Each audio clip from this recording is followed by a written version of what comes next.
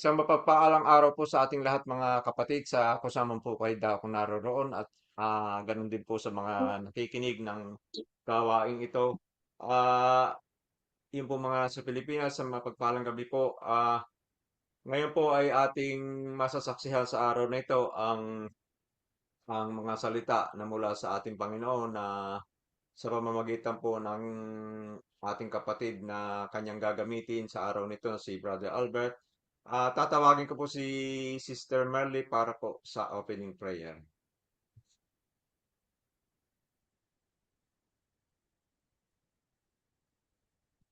Diyos na masalangit, dakil at makapangyarihan sa lahat, pinupuri ka namin, Panginoon. Pinasasalamatan, sinasamba ka namin, Panginoon. Ikaw po ang aming Diyos ng mga kaan Diyos ng buhay, ng pag-ibig, Panginoon. Maraming salamat po, Panginoon, sa araw na ito, sa pagkakataong ito na pinagkaloob mo sa amin, na muli kami nagsama-sama. Nawa, Panginoon, ah, marami po kaming matutuhan sa araw na ito sa lahat ng iyong gustong iparating sa amin sa pamamagitan ni Brother Albert. Nawa, Panginoon, ang lahat ng aming maririnig ay ito po ay tumimo sa aming puso't isipan, na ito po ang aming maging sandigan at gabay sa araw-araw naming buhay. Maraming salamat po, Panginoon, sa iyong mga biyayang walang hanggan, sa lahat po ng aming pangangailangan ay pinagkakaloob ninyo. Maraming salamat po, Panginoon, sa aming kaligtasan, kalakasan, kapayapaan ng isip, puso at damdamin, Panginoon. Maraming salamat po, Panginoon. Nawa, Panginoon, ang bawat isa sa amin, ang bawat pamilya, ay ingatan niyo, Panginoon. Kayo po ang maging gabay namin sa lahat ng oras, Panginoon. Iligtas mo po kami sa lahat ng kapahamakan at ituro mo niyo po sa amin, Panginoon, palagi ang tamang aming gagawin. Kayo po ang manguna sa aming gagawin at kayo po ang aming guide sa aming buhay, Panginoon. Maraming salamat po, Panginoon, sa araw-araw ng aming buhay. Sa tuwing kami magigising sa umaga, ayun po ay napakalaking bagay na sa amin ang kami magising sa umaga. Maraming salamat po, Panginoon. Nawa kami po ay naniniwala sa inyo at nagtitiwala, Panginoon, sa inyong mga kabutihan at pagmamahal. Nawa, Panginoon, patuloy niyo po kaming gabayan at patnubayan dahil kayo po ang aming pinakadakilang Diyos, Panginoon. Patawarin niyo po kami, Panginoon, sa aming mga pagkakasala. Ano man po ang aming nagawang pagkakasala ay pinagsisisihan po namin, Panginoon. Nawa, Panginoon, patawarin niyo po kami sa araw-araw namin nagagawang kasalanan, sa isip, sa salita at sa gawa. Nawa, Panginoon, lagi niyo po kaming turuan ng tama, Panginoon, upang kami ay maging iyong lingkod ng Diyos, Panginoon. Maraming salamat po, Panginoon. Nawa, ang lahat ng ito ay maging maging ano man ang aming matutuhan, ito po ay maging aral sa amin, Panginoon. Salamat po, Panginoon. Salamat sa pangalan ni Jesus. Amen.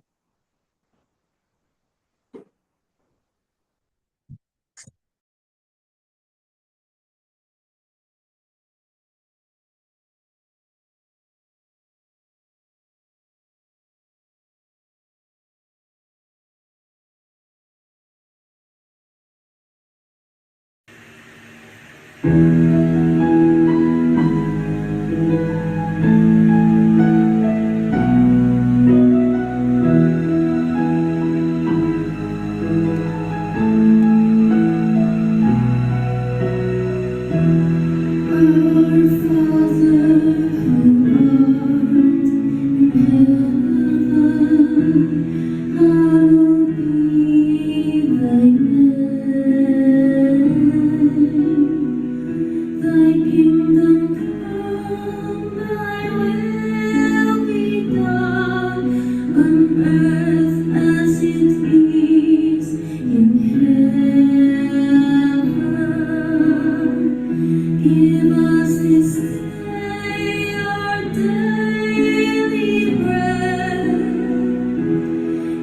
forgive us our trespasses, as we forgive those who trespass against us.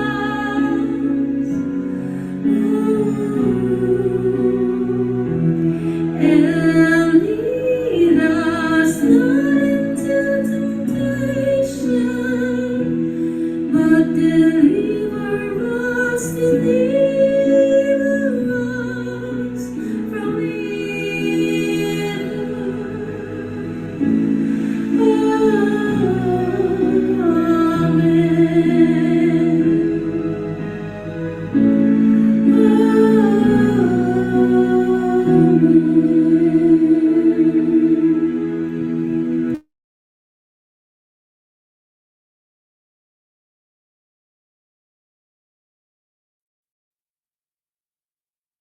Psalm chapter 1, verses 1 to 6.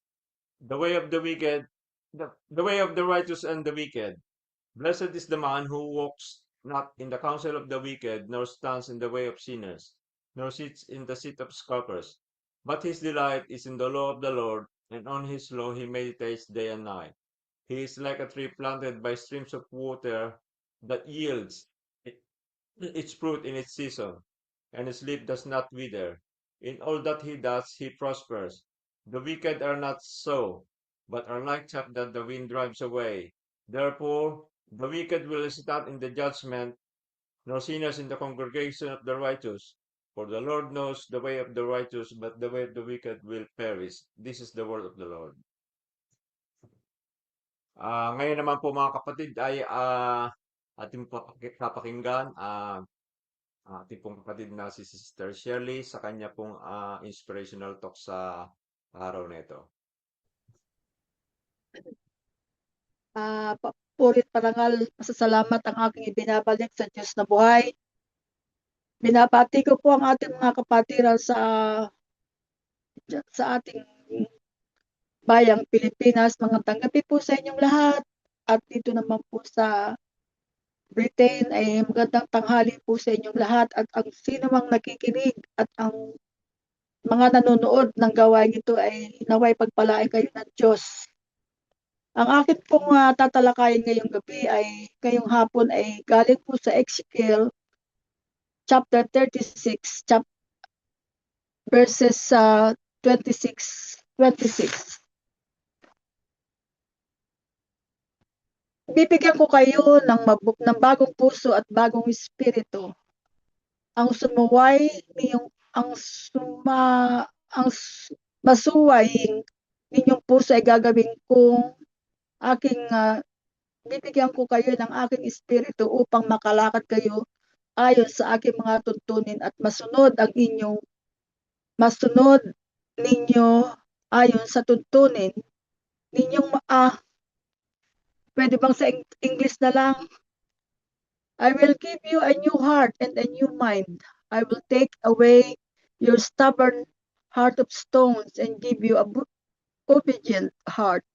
I will put my spirit in the my laws, and give all the commands that I have given you. Then you will live in the land that I'll give you in our ancestors. You will be my people, and you will be your God. I will save you from everything that defiles you. I will command you the grain that plentiful, so that you will not have more famine, and you will increase your yield and the fruit trees in your field, so that there will be more famine that degrades you among the nation. You remember your evil conduct and wrong that you committed, that you will be disgusted with yourself because of your sins in your iniquities. This is the word of the Lord. Sa akin pong alam sa gawain ito sa salita ng Diyos ay tayo pong naririto sa gawain ito, tayo po ay pinagkalooban ng Panginoon na kasama ang banal na espiritu ang ating pong puso ay ang ating pong puso ay binigyan tayo ng lahat ng mga dapat sundin sa ating gawain sa buhay na pananampalataya. Pinagkalooban tayo ng mga tuntunin upang ating sundan ang ating mga nalalaman sa gawain ito. Aalisin ng banal na espiritu ang ating katigasan sa ating puso at tayo po'y bibigyan ng ng ating banal na espiritu at makikita ang lahat ng ating nalalaman sa gawain ito. Mararamdaman natin ang ating pagbabago sa ating buhay.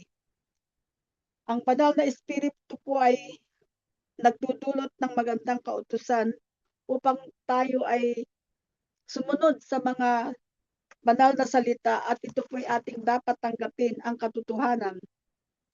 Nabubuhay tayo sa ibabaw ng mundo at nakikilala ng kung ano ang ating ginagawa. Ang takbo ng ating buhay ay nililigtas at ang wastong buhay ay ng espiritual. Dito po ay nalalaman natin ang tunay na buhay sa ating pananampalataya. Ang mga gabay at patnubay ng banal na espiritu ay pinagkakaloob sa atin at sumunod na lamang at tayo nililinis ang ating kalooban upang tayo ay magkaroon ng magandang pag-aani sa bandang huli at katagumpayan ng ating buhay na wala tayong madadaan ng hirap ng ating buhay. Sa akin po takbo ng buhay ay ako po'y nagpapasalamat dahil ako po'y isa sa mga pinili ng Panginoon at nagkaroon ako ng maraming mga pagsubok, mga pangyayaring na hanggang sa ngayon ay akin pang natatanggap. Tinanggap ko ang Panginoon ng buong puso at nagkaroon ako ng magandang pagbabago. Ang dinaranas ko ngayon ay marami pa rin pagsubok ang dumarating sa aking buhay at ang mga pagtitiis at ang mga luhang aking nararanasan sa aking buhay ay ito po ay aking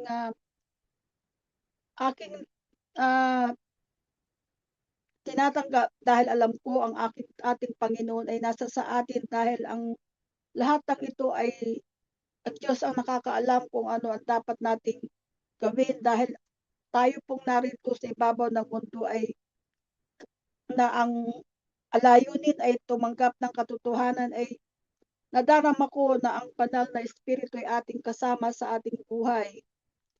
Basta't ang aking puso'y patuloy na magpakumbaba, humingi ng awa at ang Diyos ang nakakaalam at ang lahat ng ito ay patuloy tayong magkaroon ng pagmamahal sa bawat isa at tuntunin ang magandang kalooban na pinagkakaloob sa atin ng Panginoon.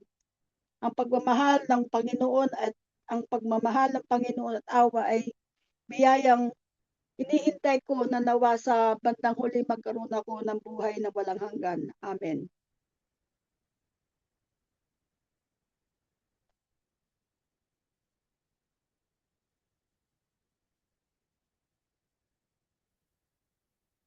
Maraming salamat po, Sister Shelley. Ngayon naman po ay ating tatawagin si Brother Albert para po sa ah, mga salita ng Diyos na ipag-aabot sa atin ng Panginoon.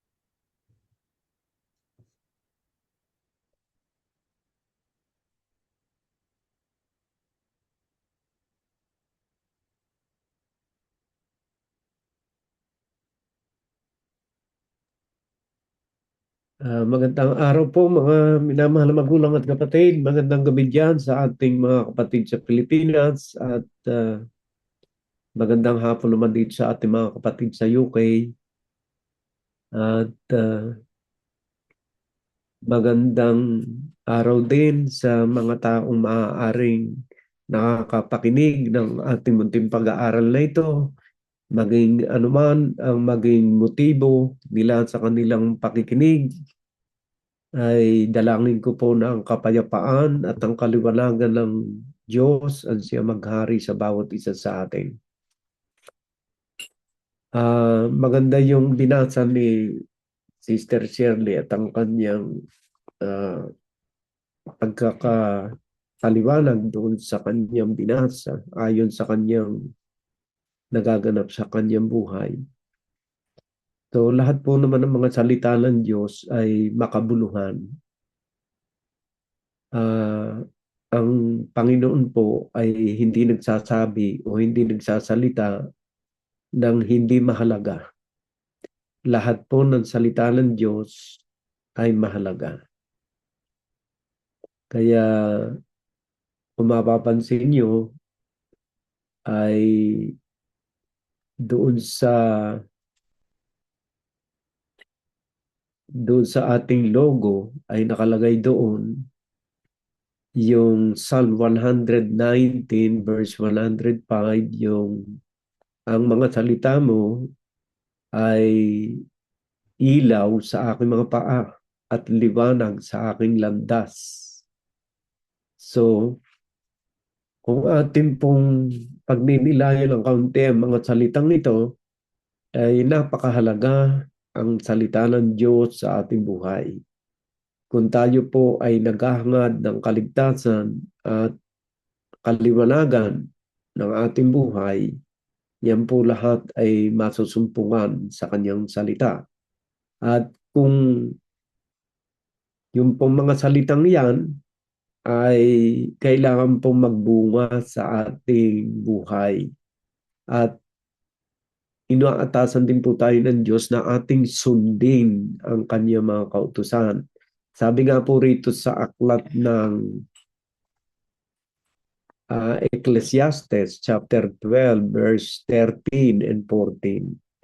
Ang nakalagay po rito ay ganito. The end of the matter all has been heard.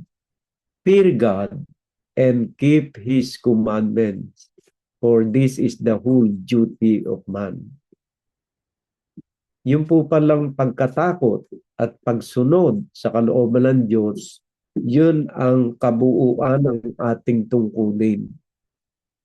So, magkaroon tayo ng takot sa Diyos at ingatan natin ang kanyang mga kautusan, ibig sabihin susundin, ito ang ating buong katungkulan. Bakit po sinabi na buong katungkulan na sundin?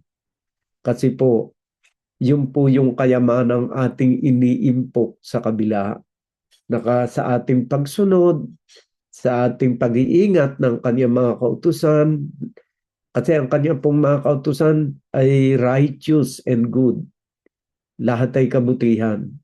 At kung tayo susunod sa kanyang mga kautusan, ay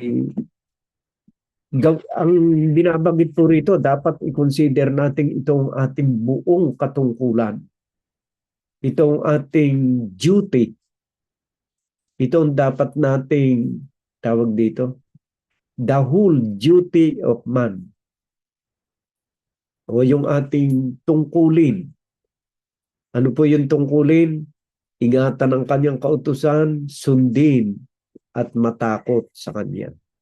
Kasi yung pong pagkatakot, yun yung nag-aalis sa iyo sa kasamaan eh. Halimbawa, ikaw ay lubog na lubog sa mga bisyo at sa iba't ibang mga kalayawan ng buhay. Kung ikaw ay may pagkatakot sa Diyos, sapagkat ang salita ng Diyos ay nagbabawal sa mga bagay na yon, mayroon kang pagkatakot sa Diyos, ikaw ay mahihiwalay doon sa paggawa ng masama. Kasi yung kahulugan po noong pagkatakot sa Diyos, ito sa aklat po ng Kawikaan, chapter 8, verse 13, ito. The fear of the Lord is hatred of evil. Yung po palang kahulugan ng pagkatakot sa Diyos ay pagkamuhi o pagkapuot sa masama. Ayan, no? The fear of the Lord is hatred of evil. Kung ikaw may pagkatakot sa Diyos, lalayuan mo lahat ng masama. Pagnanakaw, paninirampuri, mga bisyo, o anumang bagay na masama, hihiwalay ka roon. Bakit? Alam natin na bawat ginagawa natin, merong kaukulang, sabi nga ni Brother Isaiah, ay merong consequences yung ating mga ginagawa. Kaya kung tayo mayroong pagkatakot sa Diyos, lalayuan natin yung lahat ng mga masasamang gawain. Ito sabi niya, the fear of the Lord is hatred of evil, pride, arrogance, and the way of evil, and a perverted speech I hate.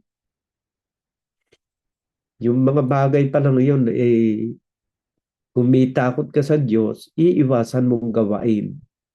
Pride, arrogance, and the way of evil, and the perverted speech I hate. Yung mga salitang walang kabuluhan. Ang dapat po na lumabas sa ating bibig ay yung mga salitang makabuluhan. At magkakaroon lamang ng kabuluhan yung ating mga sinasabi kung ang ating bibig ay ipinagagamit natin sa Diyos. Kung ginagamit natin ang ating bibig para ipahatid yung mga salita ng Diyos sa ating kapwa, nagagamit tayo ng Diyos. Sabi nga sa 1 Corinthians 3:9, we become co-workers of God. Nagiging kamanggagawa tayo ng Diyos. So maganda yung binasa ng Sister Shirley doon sa aklat ng Ezekiel chapter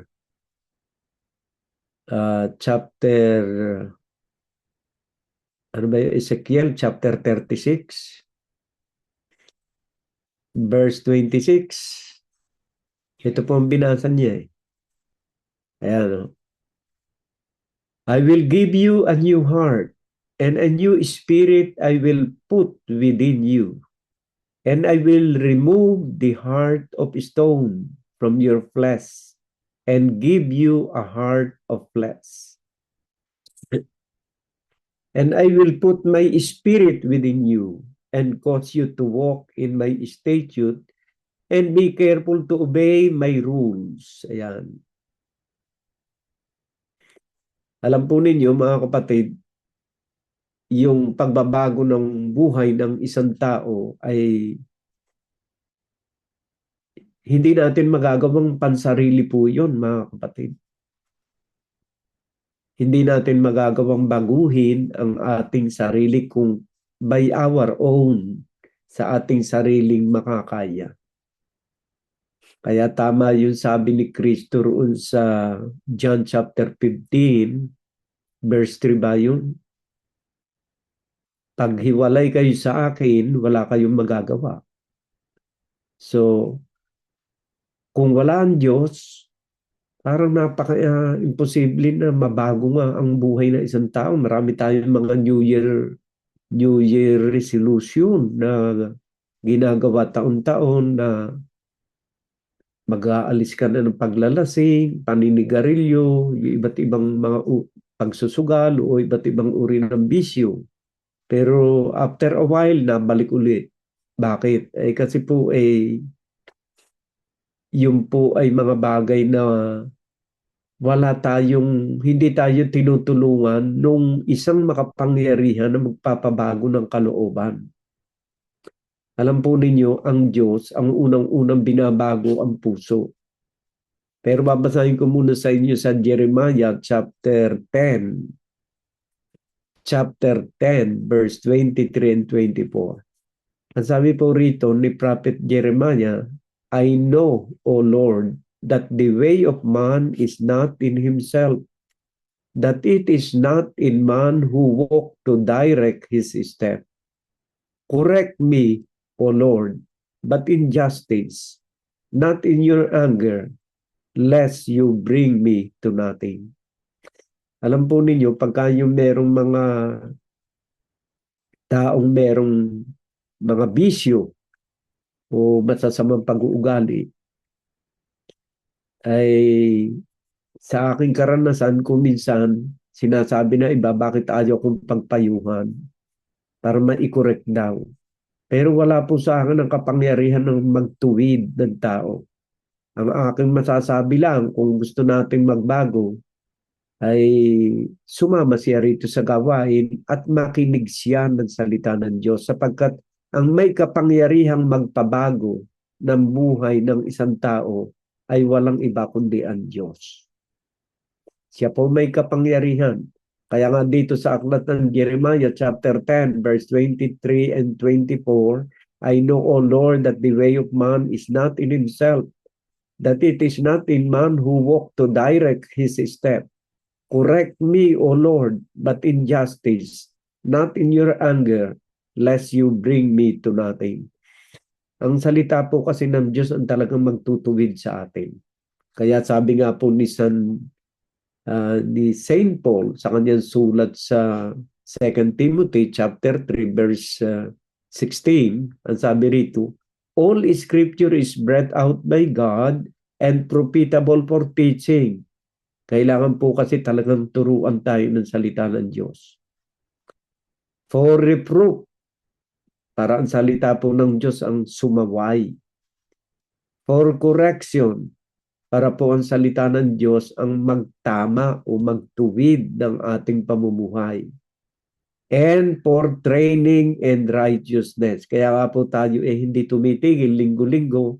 Tinitrain tayo ng Diyos, sinasanay tayo ng Diyos araw-araw, ipaalaala yung kanyang mga banal na salita, masanay tayo sa paggawa ng mga bagay na ipinagagawa ng Diyos. Kaya nga po doon sa Ecclesiastes chapter 12 verse 13, ay yun ang pangunahing tungkulin ng tao, ang matakot sa Diyos at sundin ang lahat niyang mga kautusan.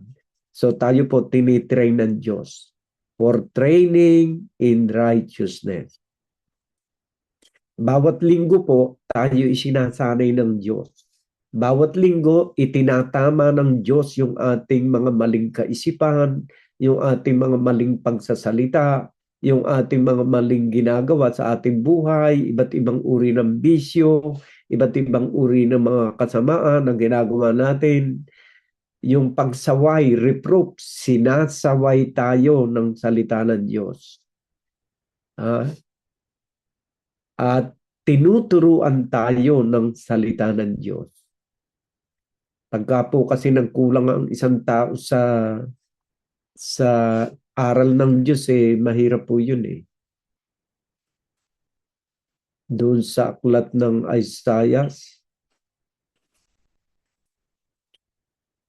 pagka nagkulang ang tao sa pagtitrain ng salita ng Diyos, pagkukorek ng salita ng Diyos, pagsaway ng salita ng Diyos, may mga nangyayari pong masama sa buhay ng isang tao pag humiwalay sa salita ng Diyos. Kasi wala nang magtama wala nang magkorek sa kanyang mga maling ginagawa.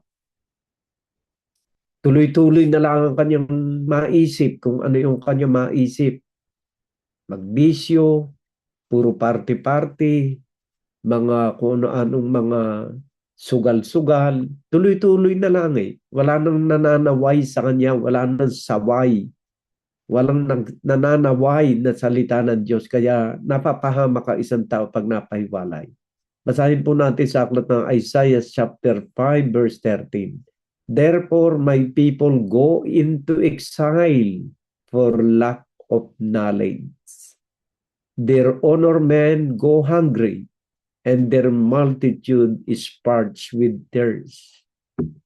Ganyan po pag ang isang tao ay nagkukulang sa kaalaman, napapasama ang kanyang buhay. Pero oras na kayo'y bumalik sa Panginoon, may pag-asa. Basahin natin uli yung binasa ni Sister Shirley para ang isang taong gumon sa mga bisyo. Sabi ko nga, hindi naman ako magpapabago sa inyo. I have no power to change your attitude. But the Word of God is powerful para i-correct tayo. Basahin natin sa Ezekiel chapter 36 verse 26 yung binasa ni Sister Shirley. Ganito po pagka ang Diyos nagbabago, gustong baguhin ka Ito po sinasabi, and I will give you a new heart and a new spirit I will put within you, and I will remove the heart of stone from your flesh and give you a heart of flesh. Ay sino po ba ang may kapangyarihan laang na maglagay ng bagong puso? Ay di po yun lumikha sa atin. Siya may kapangyarihan na magpabago ng ating puso. Kasi po, yung pagbabago na gagawain ng Diyos sa ating buhay, magsisimula po yun sa loob. Doon sa Old Testament, sa labas. Yung mga kautusan noon, pangkarnal, panglabas. Huwag kang papatay. Huwag kang makikiapid. Ito po namang batas ni Kristo, spiritual, panloob. Kaya nga sa kanyang mga aral ay pinapasubalian niya yung kautusan na binigay ng Diyos kay Moises. Halimbawa, sabi nung una, huwag kayong makikiapid. Kasi pag nakiapid, may kaparusahan doon sa batas ni Moises.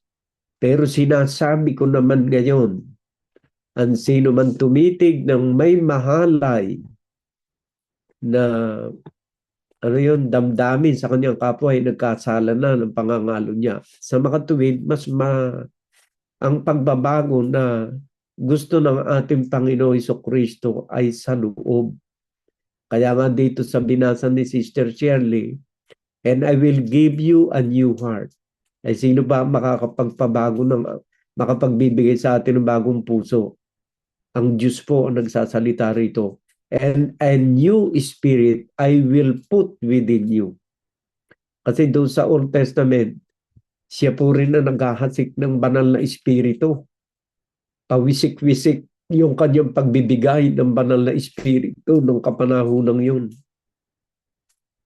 Maraming mababasa natin dito, kagaya ni na Moises, ni na Isaac, ni na Jacob, mga taong pinili ng Diyos. Sila'y merong mga espiritu ng Diyos. Yung mga propeta noong mga unang panahon.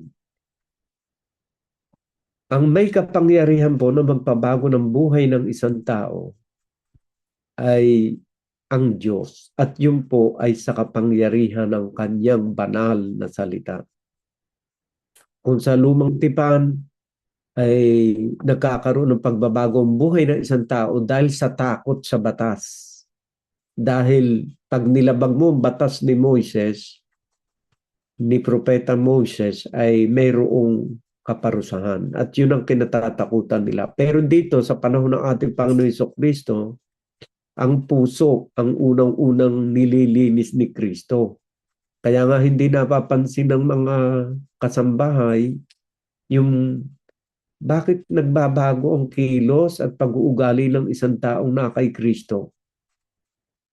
Nagtataka yung mga taong nakapaligid. Saan kaya, bakit itong taong to dati naman sa garol, bakit ito nagbago? Kasi sa loob ang pagbabago. At ang sabi nga rito, inihula ni Propeta Ezekiel, and I will give you a new heart. Wala pong makapagbibigay ng isang bagong puso, kundi ang Diyos. Kaya dito sa ating kapanahunan ngayon, pag ikaw ay tunay na sumunod sa salita ng Diyos, yung lahat ng mga nakapaligid nagtataka. Bakit ang taong ito'y dati naman pusakal na sugarol Bakit ngayon nabago siya? Bakit ito'y pusakal na lasinggero bakit ngayon hindi na siya nagiinom? Kasi po hindi nila nakikita yung pagbabago na naganap sa puso ng isang tao. At ang Diyos ang nakakagawa po noon. Paano naman yung ginagawa ng Diyos? Sa pamamagitan ng pakikinig sa kanyang salita. Ikinukorek ka, itinatama ka, tinitrain ka ng salita ng Diyos para mula sa iyong mga masasamang ginagawa, unti-unti kang binabago. Ang una pong binabago sa atin ang ating puso. And I will give you a new heart. Kasi ang puso po ang pinakasentro ng isang tao. Para ding yung kung sa physical ang pag-uusapan, yung puso ang motor ng ating katawan, nagbobomba ng mga dugo para mai-distribute sa iba't ibang parte ng katawan. Pagka ang puso ay nagkaroon ng depekto, yan po ay malaking problema sapagkat yan ang pinakasentro ng pagdaloy ng buhay at ng dugo sa iba't ibang parte ng katawan. In the same way, spiritually speaking, pagka ang pagbabago ay naganap sa puso ng isang tao sa pamamagitan ng salita ng Diyos, yung kanyang kamay, kung nagnanakaw man, titigil ang pagnanakaw. Kung siya man ay chismosa, dahil sa ang kanyang puso ang kumukontrol ng kanyang buong pagkatao, titigil ang kanyang bibig sa pagchichismis. Kung ang paa mo naman ay dinadala ka lagi sa mga sugalan at sa mga masasamang bagay, titigil din ang iyong paa. Bakit? Kasi ang puso ang nabago sa buhay ng isang tao na kung minsan hindi maintindihan ng mga tao nakapaligid. Maiintindihan lang nila yan kapag sila rin ay nakiisa sa pakikinig ng salita ng Diyos. Yung pagsibol at pagtubo ng isang puno, hindi naman nagaganap yun sa isang magdamag lang. Talagang kailangan maghintay ka ng panahon, may tamang panahon para doon unti-unti na umuusbong, lumalago, nagkakasanga, nagkakadahon, hanggang sa dumating ang panahon na ito'y magkakaroon ng bunga. Ganon din ang unti-unting pagbabago na nagaganap sa buhay ng isang tao. At kagaya ng aking nga nasabi, ang pagbabago na ginagawa ng Diyos sa isang tao ay nagsisimula sa kanyang puso. Kaya dito sa sinabi rito, and I will give you a new heart, and a new spirit I will put within you. And I will remove the heart of stone from your flesh and give you a heart of flesh. Pagka po kasi ang puso ay bato, pusong bato, ay mahirap po yun eh. Parang pagka tinawag na pusong bato eh, mahirap baguhin ng isang tao. Pag batong-bato na yung puso ng isang tao at gumunang-gumun sa mga bisyo, wala kang magawang pagbabago nun eh. Pero sa Diyos, sabi niya rito, and I will remove the heart of stone. Ay sino po ba pabago ng pusong bato ng isang tao? Hindi naman kaya ko yun eh. Hindi naman kaya ng kahit na sino. Pero sa Diyos kaya. Kasi sinabi niya rito eh, and I will remove the heart of stone from your flesh and give you the heart of flesh. Pagka po ang puso ay naging laman, ibig sabihin hindi na bato, ay handa na pong tumanggap yan ng aral. Handa na sa pagbabago, nakakaramdam na ng pag-awa at pagmamahal sa kanyang kapwa. Kasi inalis na ang pusong bato na walang pakialam sa kanyang kapaligiran, walang pakialam sa kanyang pamilya, may kainin at wala. Irresponsable nga yung labas nito mga may pusong batong ito eh. Irresponsable sa kanyang mga mahal sa buhay. Pero pagka binago niya ang iyong pusong batot, pinalitan niya ng pusong laman, magsisimula ang malaking pagbabago sa iyong buhay. Makakaramdam ka ng pag-ibig at pagmamahal sa iyong mga mahal sa buhay, pag-ibig sa iyong kapwa, unang-unay pag-ibig sa Diyos, at magkakaroon ng malaking pagbabago. Dati ka irresponsable, ngayon nagiging responsable ka. Wala po naman talaga makakagawa ng kundi ang Diyos. Ayan. Babasahin ko pa rin. Dadagdagan ko roon sa aklat ng Jeremiah chapter 13, verse, ano ba yun?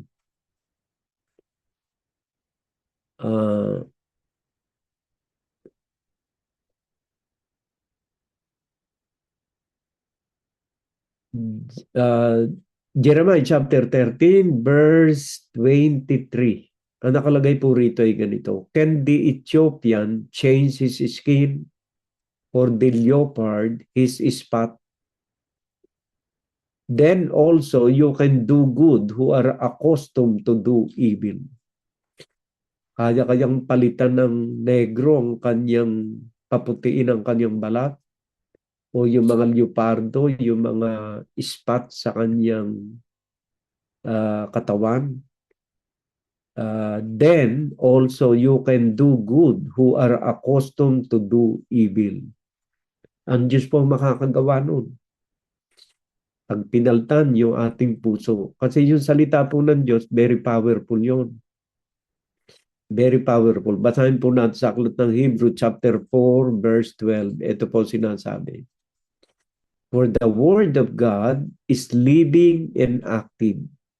Pagka po talaga nabuksan yung inyong isip at puso, bukas po sa pagtanggap ng salita ng Diyos, mararanasan ninyo ito. For the word of God is living and active, sharper than any two-edged sword, piercing to the division of soul and spirit, of joint and of marrow, and discerning the thought and intention of the heart. Kaya nga po pagka kayo nagbabasa ng Biblia na itatanong ninyo sa inyong sarili, bakit alam ng Biblia ang nagaganap sa aking buhay? Kasi nga po, ang salita ng Diyos ay very sharp.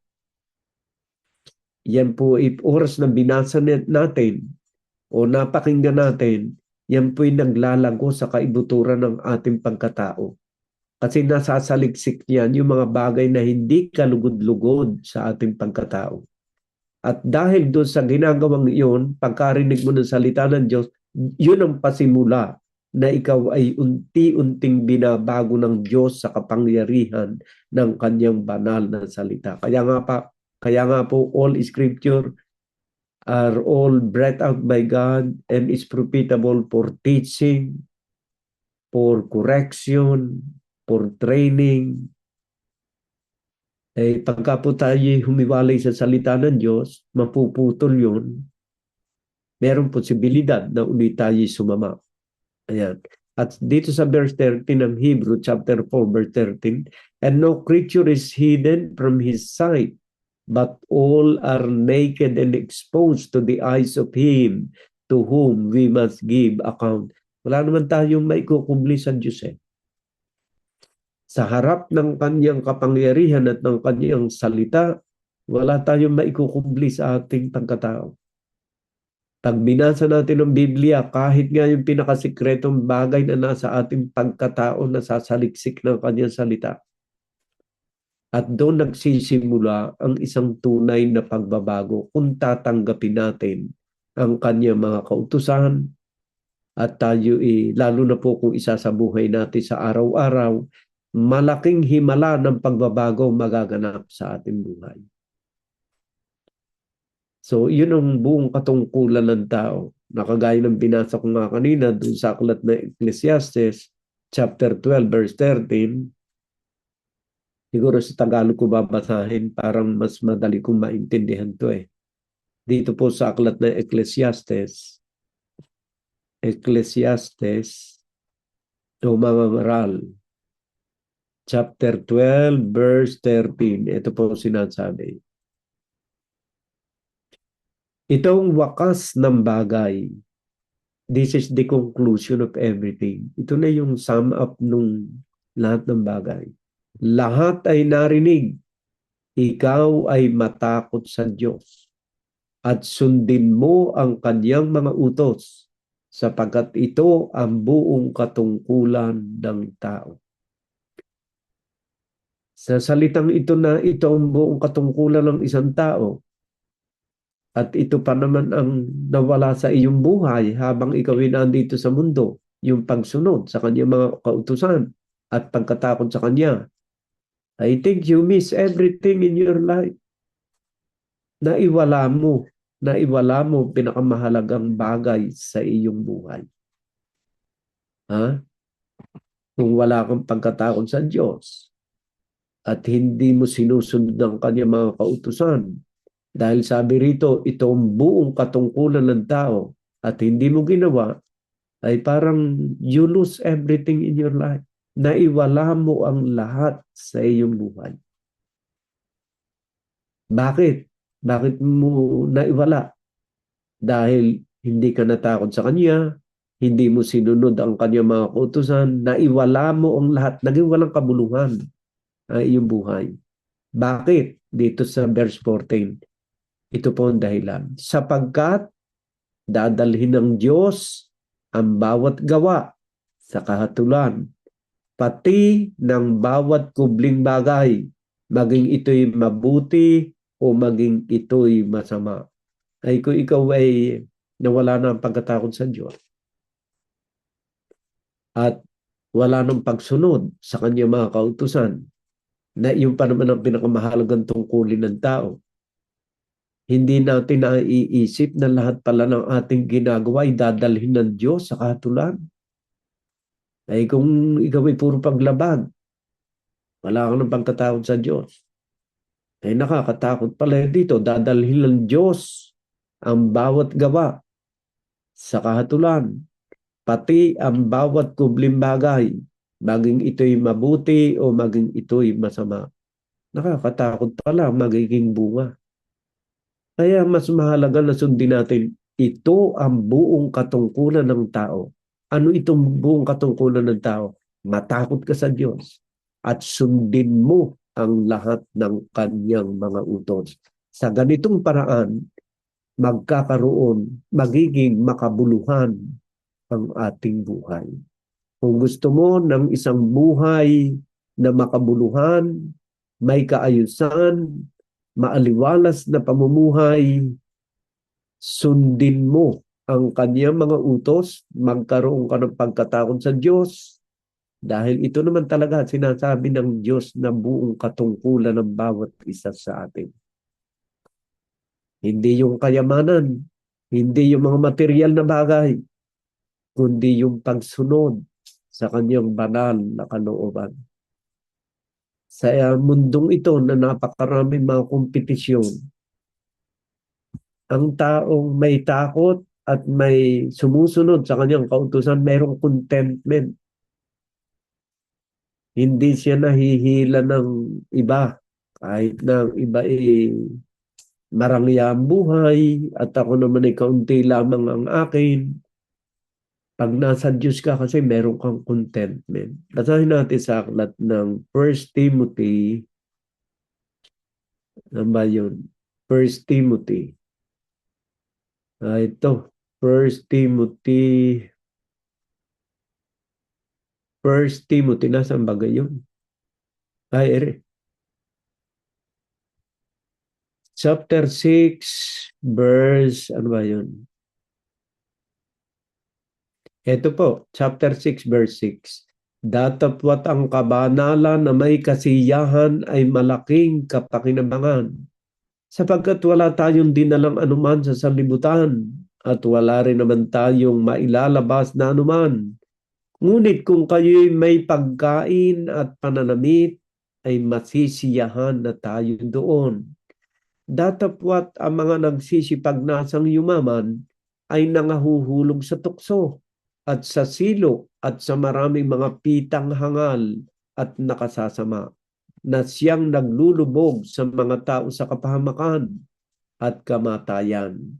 Sapagkat ang pag-ibig sa salapi ay ugat ng lahat ng uri ng kasamaan, na sa pagnanasa ng iba ay nangasinsay o nangaligaw sa pananampalataya at tinuhog ang kanilang sarili ng maraming mga kalumbayan. Iba po kasi ang pag-ibig sa kayamanan at pag-ibig sa Diyos. Ang pag-ibig sa Diyos ay nag-aalok ng kapayapaan, maliwalas na buhay at contentment. Ang pag-ibig naman sa salapi at pag-ibig sa kalayawan ay nag-aanyaya ka sa iyong buhay ng isang malaking kaguluhan. Mahirap din naman yung sobrang yaman, hindi ka makatulog sa gabi. Lalo na sa Pilipinas, takot ka. Baka may umakyat sa iyong bahay. Kung mapapansin natin sa Pilipinas, ang mga bahay doon may mga rehas. Bukod pa sa rehas, meron pa mga CCTV. Nagtataasan ang kanilang mga bakod. Ito mga kapatid ay palatandaan na mapanganib na ang mga huling araw na ito sa ating buhay. Ang mga tao, they put themselves behind bars. Hindi naman Sila nakukulong, pero sila nagkukulong ng kanilang sarili. Bakit? Sa takot sa mga taong nakapaligid sa kanya at nasa labas. Maswerte tayo mga kapatid dahil tayo pinalayan ng salita ng Diyos. Kung mayroon man tayong mga kinatatakutan sa ating panahon ito, wala tayong dapat nakatakutan kundi ang Diyos. At paano tayo natatakot sa Diyos? Kapag sinuway natin ang kanyang utos. Maraming utos ang Panginoon. Huwag kang magdadasal ng paulit-ulit. Huwag kang sasamba sa mga Diyos-Diyusan. Pag nilabag mo yan, ay meron kang pagkakalagyan. My dear brothers and sisters, ang ating buong katungkulan ay sundin ang lahat ng kanyang mga kautusan. May batas sa ulo, may batas sa kamay, may batas sa paa, may batas sa buhok, at may batas hanggang sa ilalim ng talampakan. Ang mga batas na yan, lahat ay nasa banal na kasulatan. Bakit? Upang ang ating buong pagkatao ay maihandog natin ng buong buo. Basahin na nga natin dito sa aklat ng Roma. Roma chapter 12. Kaya nga mga kapatid, ipinamamanikot sa inyo alang-alang sa mga kahabagan ng Diyos na inyong iharap ang inyong mga katawan na isang haing banal na kaaya-aya sa Diyos na siya ninyong katampatang pagsamba. At huwag kayo magsiayon sa libutan ito, kundi mag-iba kayo sa pamamagitan ng pagbabago ng inyong pag-iisip upang mapatunayan ninyo kung alin ang mabuti at kaaya-aya at lubos na kalooban ng Diyos. Ayan, Kaya nga mga kapatid, pinamamanikot sa inyo alang-alang sa mga kahabagan ng Diyos na inyong iharap ang inyong mga katawan na isang haing buhay, banal, na kaaya-aya sa Diyos na siya ninyong katampatang pagsamba. Paano natin maiaalay ang ating katawan na isang haing buhay, banal at kaaya-aya sa Diyos na ito pala ang katampatang pagsamba? Paano natin? Basahin natin doon sa aklat din ng Roma chapter 6. Roma chapter 6 verse 13. Ito po sinasabi. At huwag din naman ninyong ihandog ang inyong mga sangkap. Ulo, mata, ilong, bibig, tenga, kamay, paa, tiyan, o lahat ng bahagi. At huwag din naman ninyong ihandog ang inyong mga sangkap sa kasalanan na pinakakasangkapan ng kalikuan, kundi ihandog ninyo ang inyong sarili sa Diyos na tulad sa nangabuhay sa mga patay at ang inyong mga sangkap na pinakakasangkapan ng katuwiran. Kaya nga yung ating mata, gagamitin natin doon sa bagay na nakalulugod sa Panginoon. Yung ating kamay,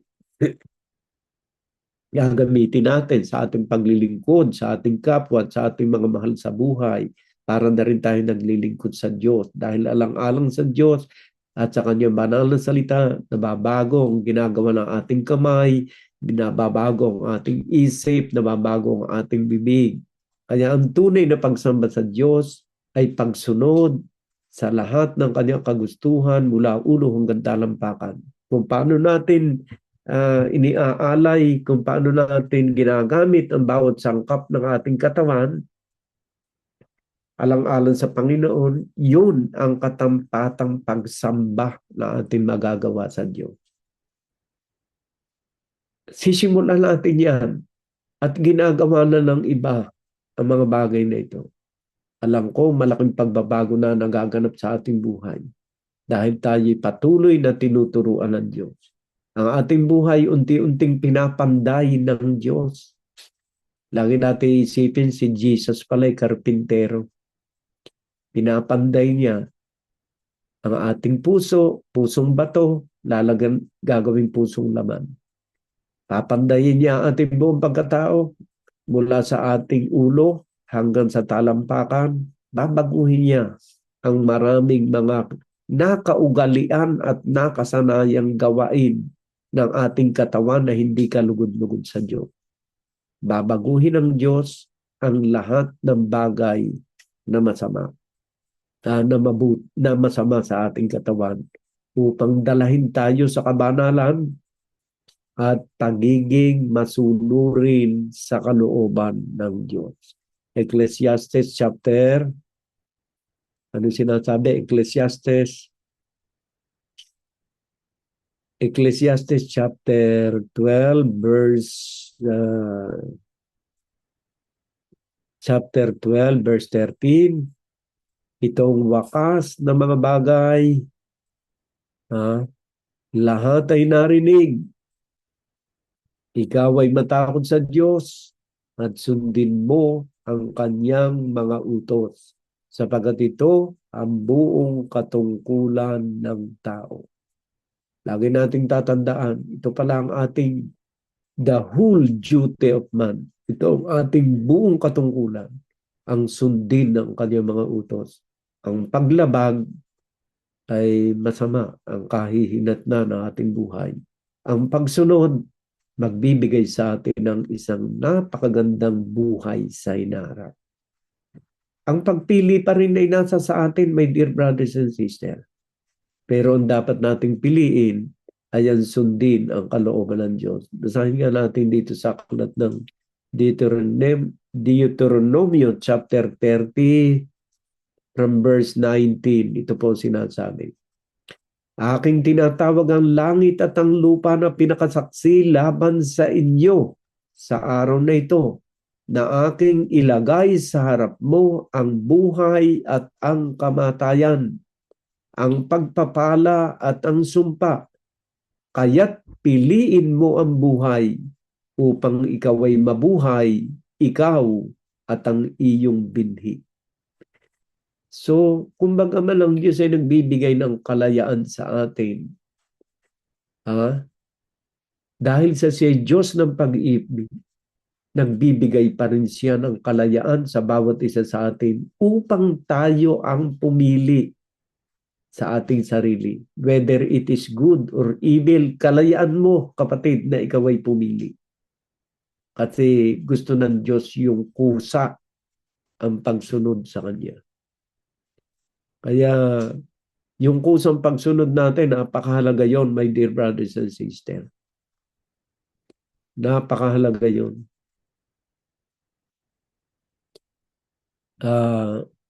Yung kusa nating pagsunod sa Panginoon ay gustong-gusto ng Diyos yung kusa natin pagsunod. Ito po ang sinasabi na kung bagaman tayo binigyan ng kalayaan ng Diyos, ang piliin natin yung kabutihan. Ang piliin natin ang pagsunod sa kalooban ng Diyos. Ang sabi rito sa aklat na Isaiah chapter 1 verse 18, magsiparito kayo ngayon at tayo'y mga katuwiranan, sabi ng Panginoon. Bagaman ang inyong mga kasalanan ay maging tila mapula, ay magiging mapuputi na parang niebe. Bagamat maging mapulang gaya ng matingkad na pula, ay magiging parang balahibo ng bagong paligong tupa. Pero sa verse 19, ito po sabi, kung kayo'y magkusa, kailangan po kasi yung ating willingness. Kung kayo'y magkusa at masunurin, kayo'y magsisikain ng buti ng lupain. Ang Diyos po ay nagbibigay ng kalayaan. At ang kalayang ibinibigay niya, gusto niya pag pinili mo ang kabutihan, kusa loob. Bukal sa ating puso ang pagpili sa kabutihan. Yan ang gusto ng Diyos na pagpili. So my dear brothers and sisters, kung bagaman ang Diyos ay nagbibigay ng kalayaan, yung pagkukusa sa ating puso, naway ito'y mabaling sa paggawa ng kabutihan at hindi sa kasamaan. Lagi nating tatandaan ang buong katungkulan natin sa daigdig na ito, magkaroon tayo ng pagkatakot sa Diyos, sundin ang lahat ng Kanyang mga kautusan. Sapagkat dadalhin ng Diyos ang lahat ng ating mga gawa sa kanyang kahatulan, bagay ito may mabuti at masama. Pero sa Deuteronomy chapter 30 verse 20, piliin natin ang mabuti. Sapagkat tayo'y tinawag at hinirang ng Diyos, piliin natin ang mabuti.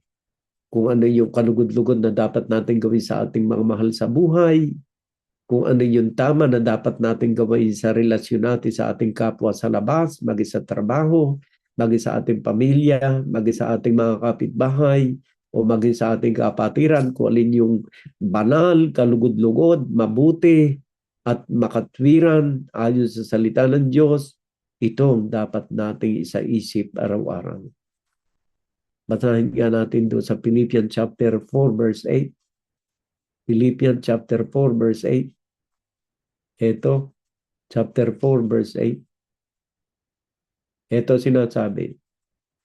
Ito, sabi ni St. Paul sa mga taga-Pilipos, katapus-tapusan mga kapatid, anumang bagay na katotohanan, ay wala po naman totoo kundi salita ng Diyos.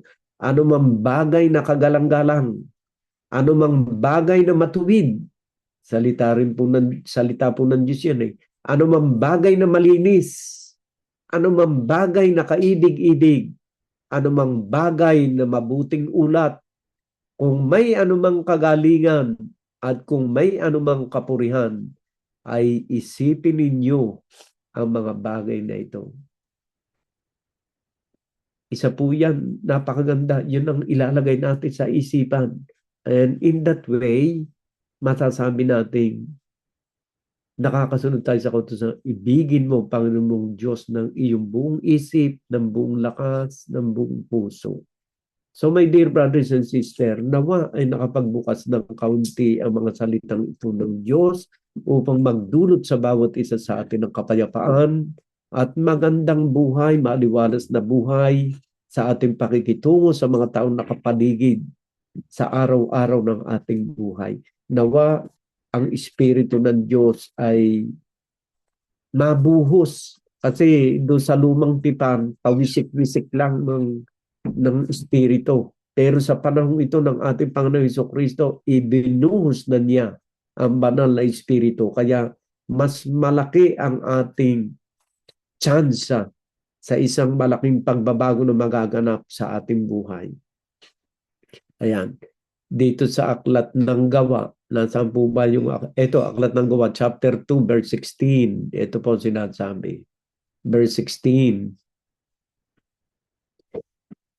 At mangyayari sa mga huling araw, itong panahon ito, sabi ng Diyos, mula ng panahon ng mga apostoles, at mangyayari sa mga huling araw, sabi ng Diyos, na ibubuhos ko ang aking espiritu sa lahat ng laman, at ang inyong mga anak na lalaki at babae, mga huhula, at ang inyong mga binata ay makakakita ng mga pangitain, at ang inyong mga matatanda ay magsisipanaginip ng mga panaginip. Oo, sa aking mga lingkod na lalaki at sa aking mga lingkod na babae, sa mga araw na yaon, ibubuhos ko ang aking espiritu at magsisipanghula sila. At magpapakita ako ng mga kababalaghan sa langit sa itaas at mga tanda sa lupa sa ibaba, dugo at apoy at sigaw ng usok. Ang araw ay magiging kadiliman at ang buwan ay dugo bago dumating ang araw ng Panginoon, yaong araw na dakila at tangi, at mangyayari na ang sino man tumawag sa pangalan ng Panginoon ay maliligtas. So my dear brothers and sisters, nandito tayo sa yugto na kung saan sa huling araw o huling panahon na kung saan kung tunay na bubuksan natin ang ating puso at isipan sa mga salita ng Diyos, ang kanyang banal na espiritu ay ibubuhos sa bawat isa sa atin upang tayo busugin araw-araw ng kanyang mga aral at karunungan na maghahatid sa atin sa buhay na walang hanggan.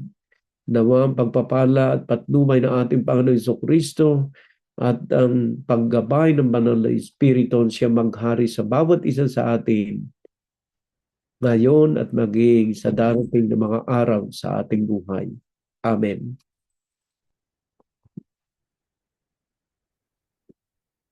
Maraming maraming salamat po, Brother Albert, sa mga salita ng Diyos na ipinarating niyo sa amin at sa magandang pagpapaliwanag nito. Ngayon naman po ay tawagin po natin si Sister Eileen para po sa closing prayer.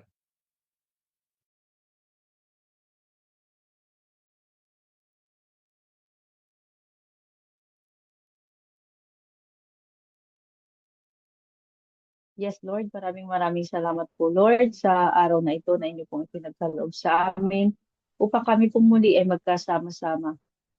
Maraming salamat po sa isang matagumpay na service na amin pong natamasa ngayong araw na ito. Maraming salamat din po sa lahat ng inyong mga salita na aming napakinggan ngayong araw na ito. Naway magrema po ito sa aming puso at isipan at maging gabay po namin sa pang-araw-araw naming pamumuhay. Lord, naway kayo po ang gumabay sa amin upang laging piliin ang kung ano ang tama sa araw-araw na paghakbang namin at pagharap sa buhay namin, Lord. Lord, maraming salamat po sa buhay ng bawat isa sa amin, sa buhay ng bawat kapatiran namin, Lord, na lagi pong handang maglingkod sa inyo. Lord, lalong-lalo na po sa buhay ni Brother Albert na laging naghahatid, nagpapaliwanag, naghahatid ng inyong mga banal na salita. Naway bigyan niyo pa po siya lagi ng sapat talino, Lord, knowledge and wisdom upang mas marami pa po siyang maibahaging mga banal na salita sa amin at mas marami pa po siyang mabahaginan ng inyong mga banal na salita. Lord, maraming salamat po, Lord, sa isa na namang linggo na inyo pong paggabay, pagpatnubay at pagyakap ng pagmamahal sa amin. Naway pangunahan niyo po kami palagi sa lahat ng aming gagawin, sa lahat ng aming bawat paghakbang sa pagharap sa hamon ng buhay. Maraming salamat po, Lord. Lord, kayo na po ang bahala sa bawat isa sa amin, Lord. Gabayan niyo po ang bawat isa sa amin, 10 ng aming buong pamilya. Pakaingatan, gabayan, patnubayan at yakapin niyo po kami ng pagmamahal. Lord, ipinagpapasalamat at itinataas ko rin po sa inyo ang lahat ng ina sa buong mundo, Lord. Ang bawat ina na nagluwal sa amin, ang bawat ina na nag-alaga, nagsakripisyo para sa bawat nilang supling, Lord. Naway pakaingatan niyo po ang lahat ang bawat ina sa mundo, Lord. Lalong-lalo na po ang aming mga magulang, ang aming mga ina, Lord. Naway bigyan niyo pa po ang bawat ina ng sapat na lakas, ng pangangatawan at isipan, Lord. Huwag niyo po kaming pababayaan, Lord. Naway kayo po ang laging manguna sa buhay namin at sa buhay ng bawat ina, Lord, na inyo rin pong nilalang. Lord, kayo na po ang bahala sa amin. Pangunahan niyo po kami palagi. Ito po ang aming samot dalangin sa matamis na pangalan ni Jesus. Amen.